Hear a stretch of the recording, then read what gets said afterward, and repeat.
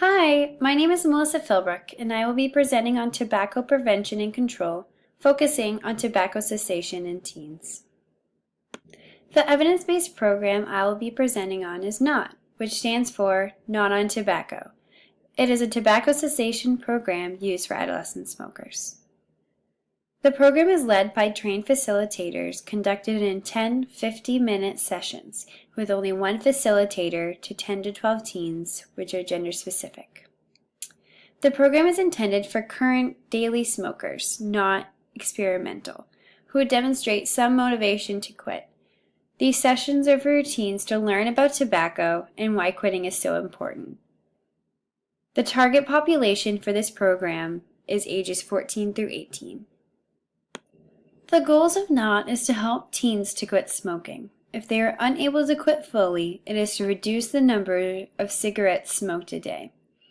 Also, to promote a healthier lifestyle and behaviors, as well as improve life skills such as stress management, decision-making, coping, and interpersonal skills.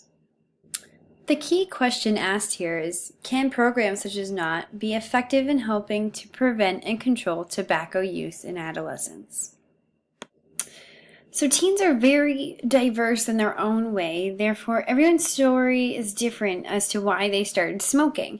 And so some factors that could lead to the teens smoking are, first off, location. Where do they live? Where is their school located? Will these areas promote them to want to smoke? Do they live in a rural or a city area? Do they live in the suburbs? These are kinds of questions that we would want to ask. So some economical status questions we can ask is, what is their home and money situation like? Where do they get the money to buy tobacco products? So for motivation, what motivates them to smoke? Is it friends? Is it TV? Is it stress? Do they just simply think it's cool? And then so we move on to peer pressure. Do any of their friends or family members smoke? Do their friends or family peer pressure them to smoke? Are there any extracurricular activities that are known to use more tobacco products than others? And so with that, support networks, do they have support networks? Are their friends supportive? Are their family supportive? How about the schools? Are they supportive about tobacco cessation? And resources. What do they actually have for resources and learning about the effects about tobacco? And where are they? Are they in the nurse's office or in the guidance office? Just learning about the area and the target audience is a huge factor for finding out why teens start smoking. So along with the target audience, we'll move on to diverse populations. So what is their gender? Does one gender tend to use more tobacco products than another in this area? The race, does one race tend to use more tobacco products than another? And to help with this diverse population, NOT is designed to work in small gender-specific groups, again with only about 10 to 12 in each group. And they're open for anyone who is using tobacco products. There's no high or low to that. And they're also held in local high schools, which is known to have a very diverse population, and it's not in a more specific community. It's in a very general area. So this might help to have the teen open up more and hopefully have them learn why tobacco cessation will be life-changing for them. So NOT addresses public health priorities in the community by giving teens the resources they need to stop smoking. So for public health reasons, why we would want this program is so the CDC states about 45 million adult smokers in the U.S. began smoking during their adolescent age, and 9 out of 10 cigarette smokers tried a cigarette before the age of 18. And about every day, more than 3,200 youth try a cigarette. and about 2,100 young adults become cigarette smokers. And so this is the reason why we need this, public health program installed in schools.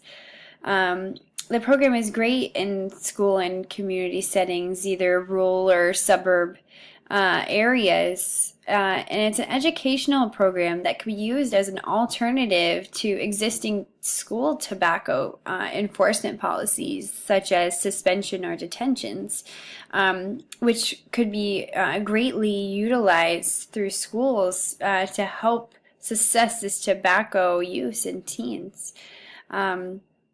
And it gives the teens the boost they need to quit before reaching their adult years and to be able to start their adult lifestyle more healthy.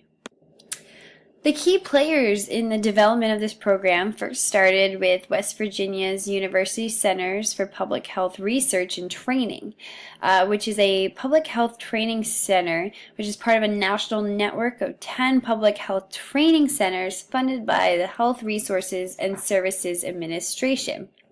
And it's a CDC funded PRC, which stands for Prevention Research Center. And so the PRC formed a partnership with West Virginia State Health and Education Departments. Along with that, the Coalition for Tobacco-Free West Virginia. It's a statewide organization made up of private citizens and member organizations representing a cross-section of West Virginia. So that includes healthcare organizations, public and private businesses, schools, civic organizations, and interested individuals. So really anyone that's very excited about a smoke-free environment. And then also the American Lung Association, which is a nationally recognized charity that is led by scientists and healthcare and policy professionals. Together, they developed a plan to reduce teen tobacco usage. And it's the initial version of NOT.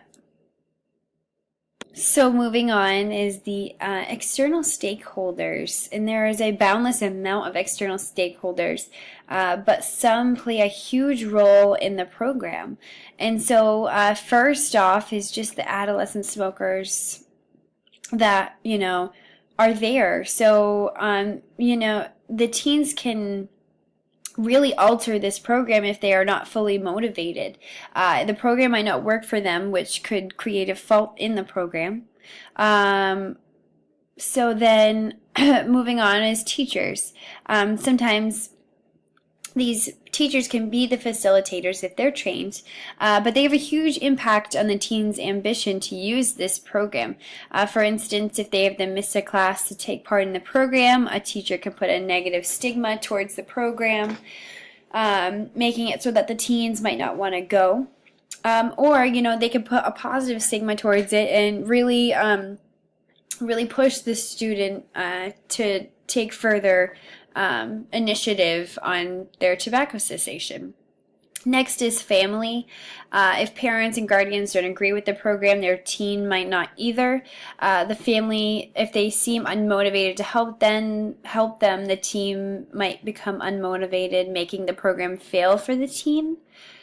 Friends, if the teen has friends that smoke that are unmotivated to quit, the teen might quit the program. Let's see, moving on. Schools, if they're willing to do the program but don't follow through thoroughly, the program might falter. The teens might not get as much help out of it as they need. So really, the school has a lot to do with the successfulness of this program. And then moving on, is that, the school might have rules too with how many classes that they can miss, or rules as to what time the program can be held, which may conflict with other school activities like sports clubs, art classes, or lunch times. And then, government or laws. Each state has different laws as to how schools need to be run day to day. And so checking in with the government and the laws and making sure that everything follows through is really important as well.